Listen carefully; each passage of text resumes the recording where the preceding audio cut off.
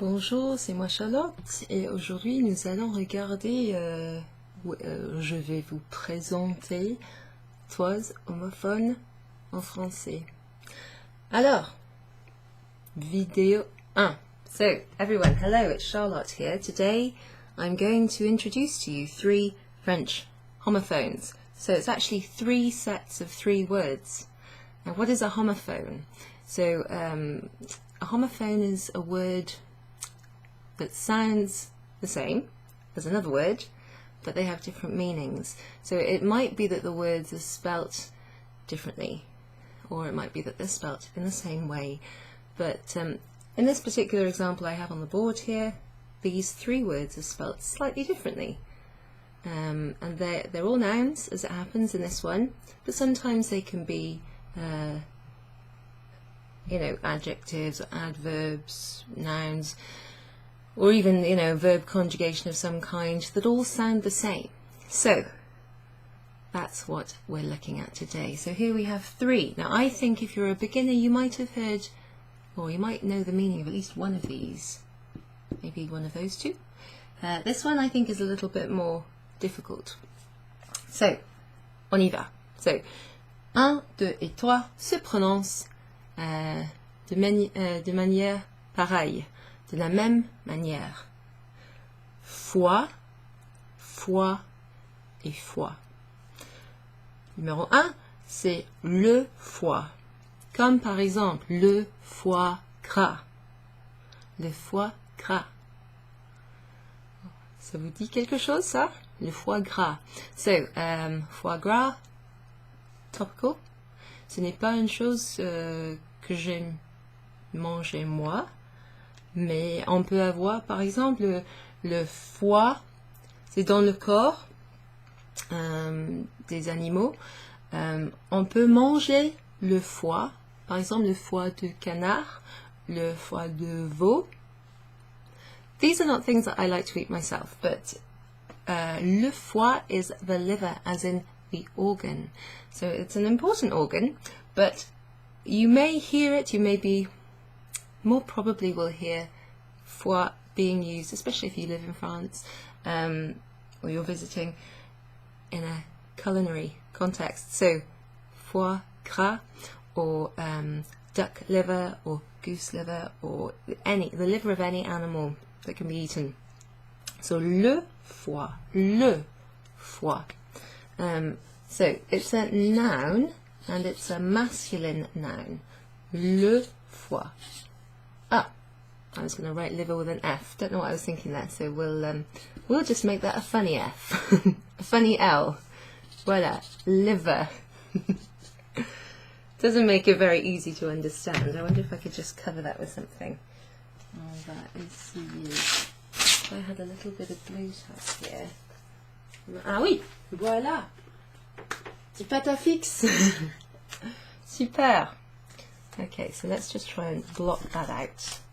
Comme ça. Je vais refaire mon L.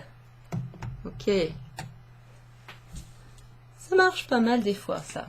Ok. Lève. Ok, so there's le foie, ça veut dire liver. Allez, un peu plus près en fait. Là, comme ça. So, le foie. Now this one here is la foie. Or maybe you've heard une fois. So either une or la fois. Or cette fois. This something. So fois. Let me give you the name, or let me give you a little phrase from a song. The sort of the tagline, if you like. Encore une fois. Encore une fois. It's a dance song from, I don't know, il y a 20 ans, 20 years ago. So, une fois, it means one more time. Encore une fois means one more time, or once again, if you like. So, fois is time, as in not l'heure.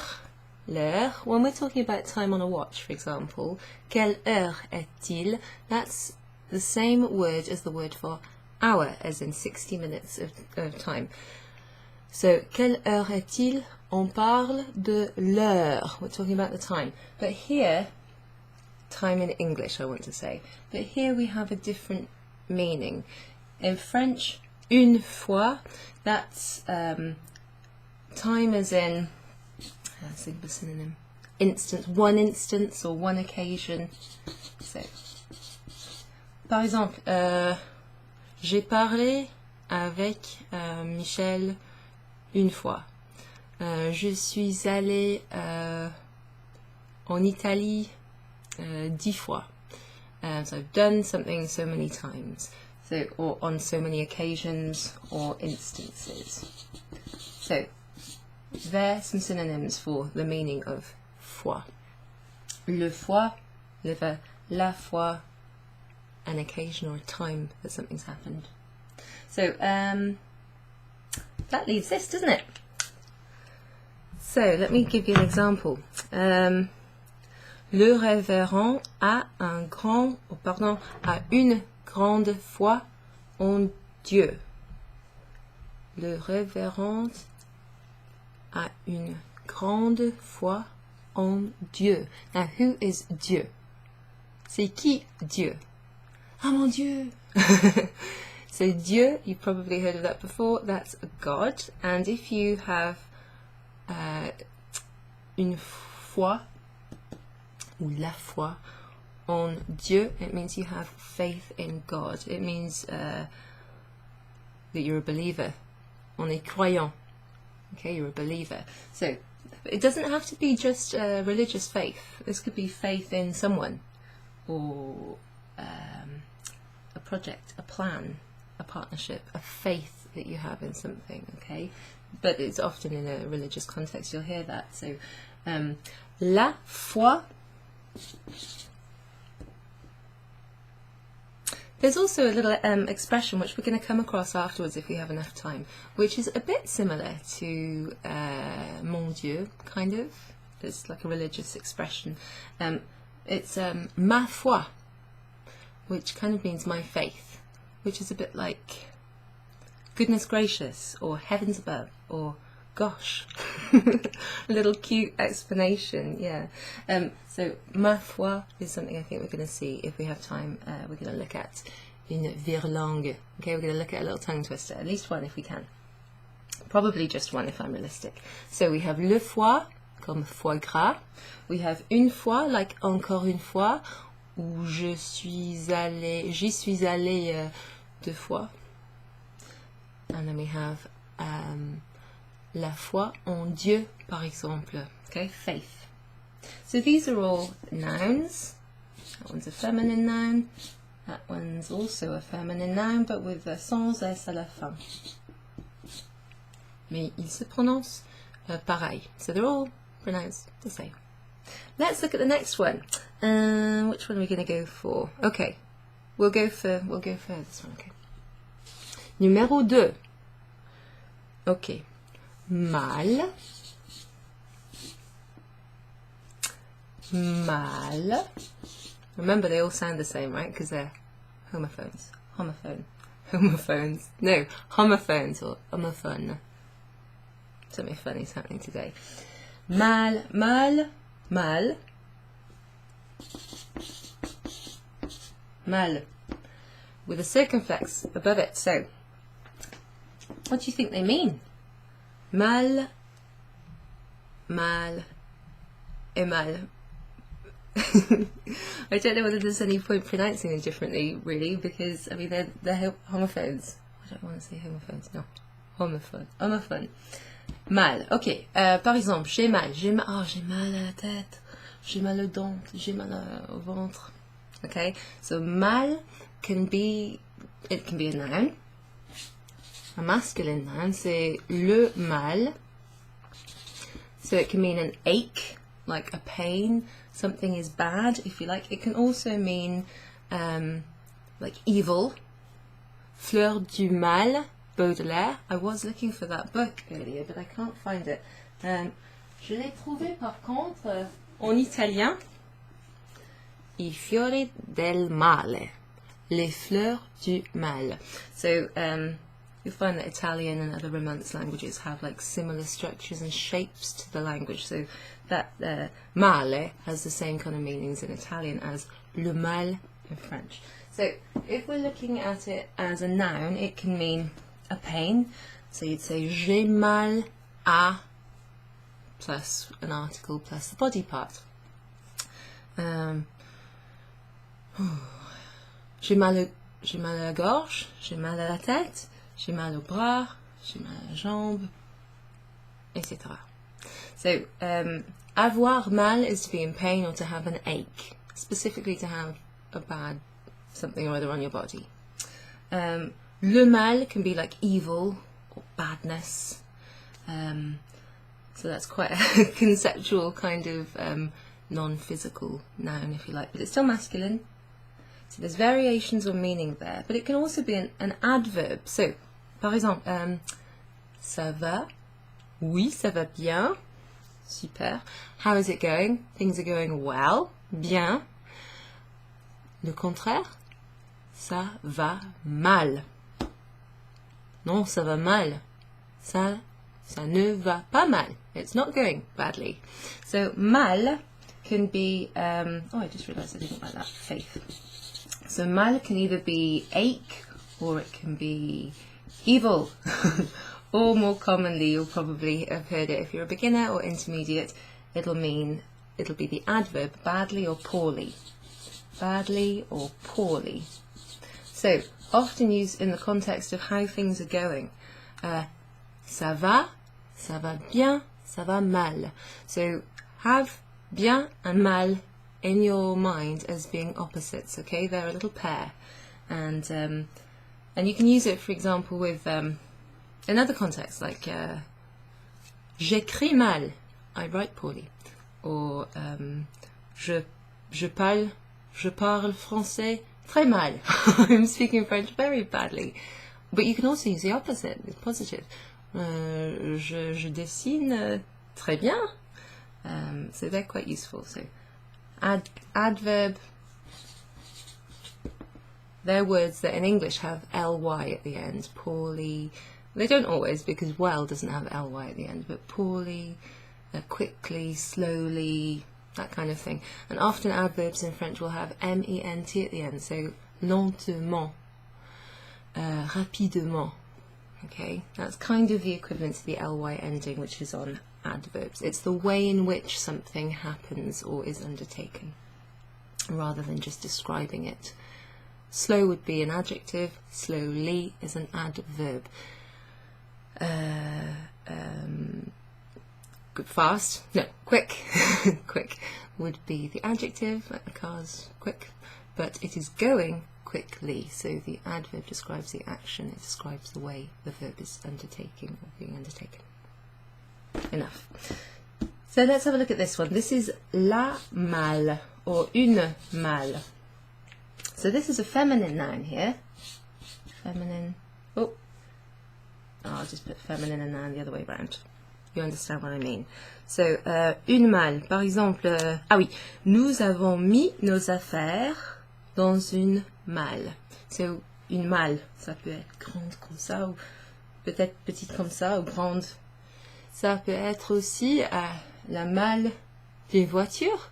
So, the boot of the car, or the trunk of the car. Trunk is a good way to translate that as in, I don't know about the trunk of an elephant, but the trunk of a car, or the boot of a car if you're in the UK. But let's go with trunk, as in like a case. So the example I gave you, nous avons mis nos affaires dans une malle. So we put our stuff, les affaires is things or stuff or business. It can also be business, like homme d'affaires is a businessman. We put our stuff in a trunk. Okay, dans une malle. So we have le malle and une malle. Then we have another one here, which is, it could be an adjective or a noun. Thinking about it, I have thought about it because I've obviously written this all out on here. Ah, voilà, ça y est, j'ai des exemples de tout ça. So let's go with the noun. Le malle. So if you take that little circumflex away, that gives you the English equivalent. Male. You could be a male, as opposed to a female, or it could be the adjective male. So he is male. The rooster is the male duck. No, oh my god, what's happening? The rooster is the male chicken. What is happening? The reason I gave that example is because I have an example here. Le coq est le mâle de la poule. So, sorry, I just find it quite funny. Going between languages and getting mixed up. Le coq est le mâle de la poule. At the same time, I'm going over like the male and female versions of animals with my daughter, which is quite funny. So I kind of got that in my head as well. Le coq est le mâle, so that's using the noun, de la poule, of the hen, so it's a female chicken. But you could say, il est mâle. Okay, so il est mâle could be il est mâle, he's male, or it could be il est mâle. Now that doesn't really make sense because mâle means the adverb, unless you're saying he is evil, but there's a different way of saying that. So thinking about this, you can, the more you are familiar with homophones, words that sound the same, the more you can think about the different ways they're used and whether there's any similarities between your language or not. It might be that if you speak a Romance language, some of these are quite obvious because they're similarly written. The same set of homophones might even exist in your language, which would be quite exciting. So, le mâle, the male, mâle as an adjective, male. Une malle as a trunk, like a big case.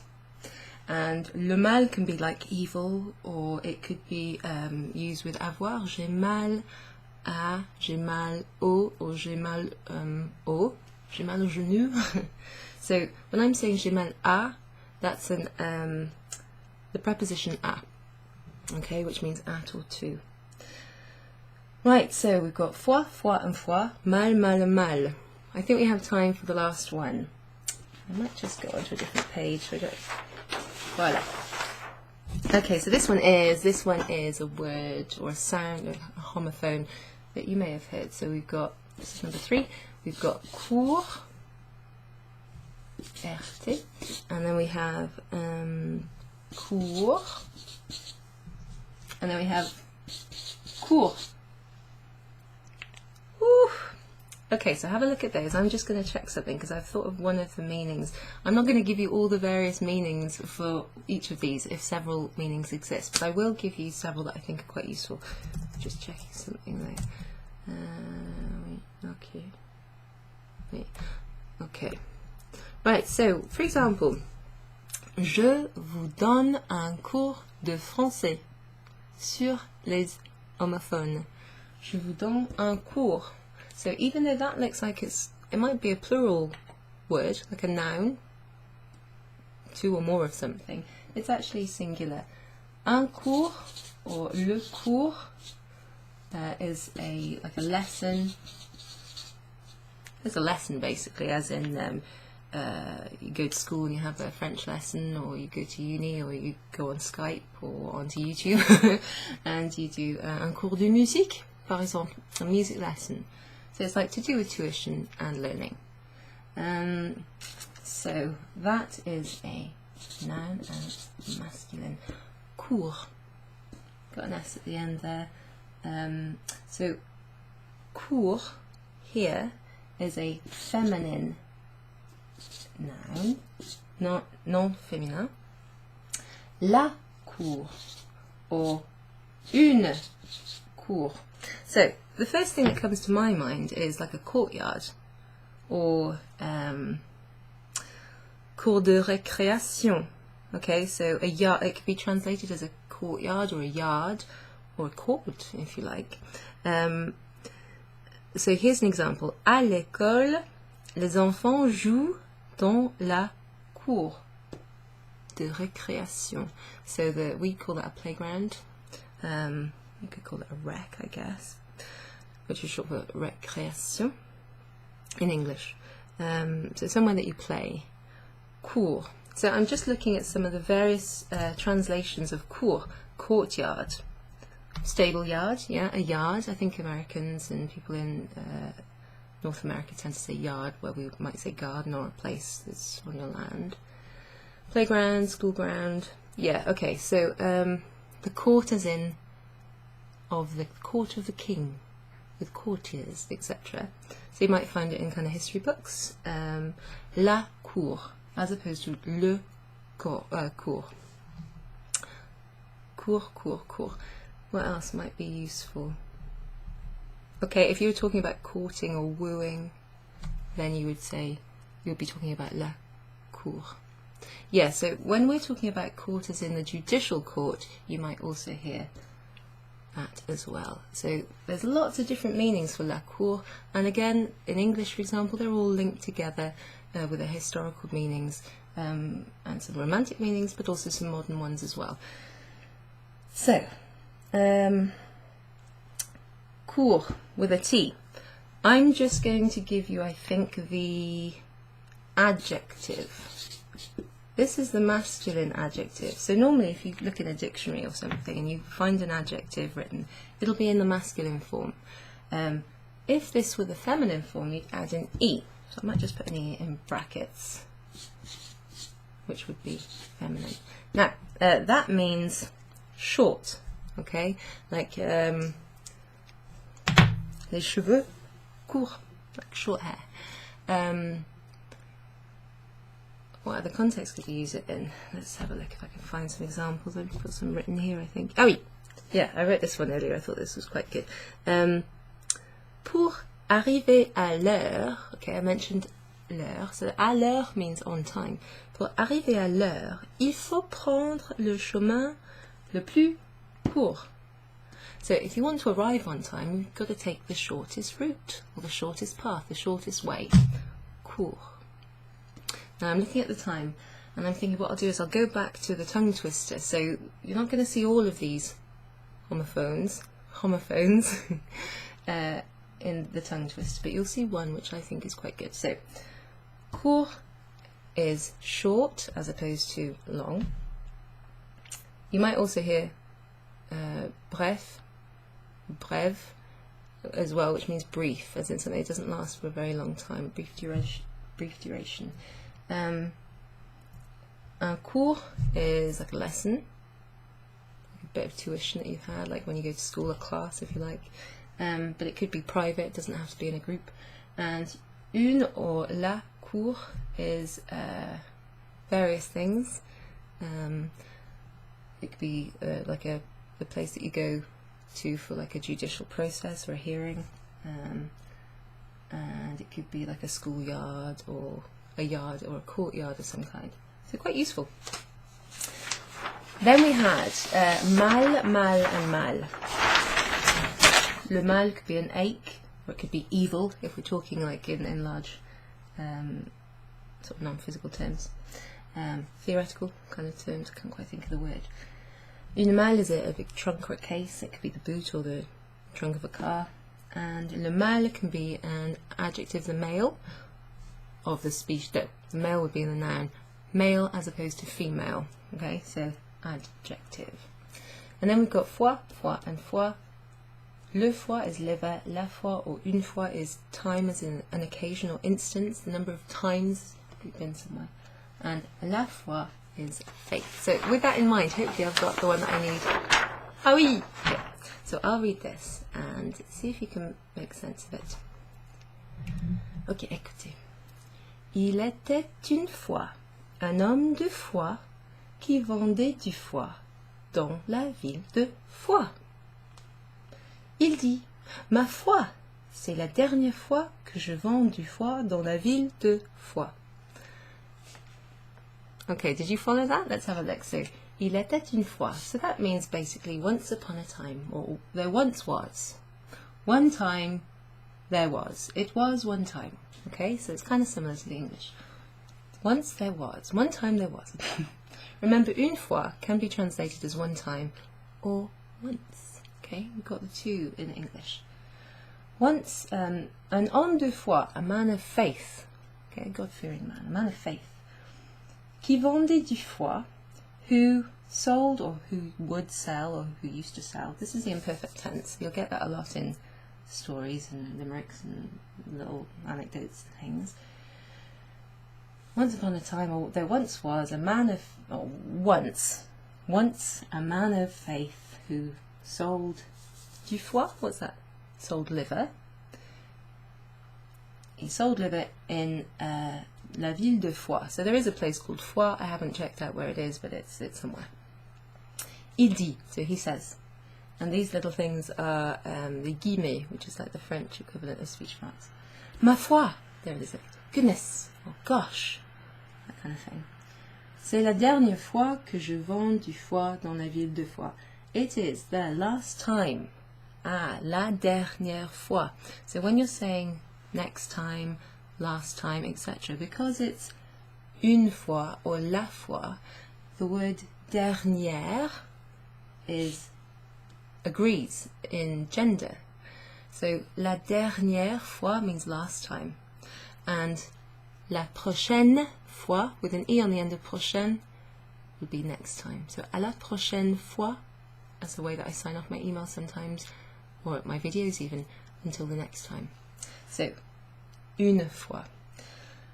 He says, my goodness, or gosh, that's the last time that I'm selling liver in the town, the town of Foix.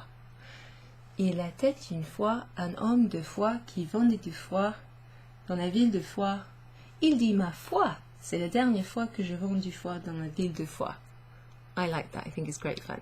So these homophones and homonyms and homographs and other groups of language of these kinds are great for little funny poems and stories and songs, wordplay, puns, that kind of thing. So I plan to be doing a few more lessons on those, but I'll probably look at maybe another 1 or 2 videos on these words like this, nouns and things, but then I might look in a video or 2 on some of the smaller little things like pronouns and whatnot. So, merci beaucoup et à la prochaine fois.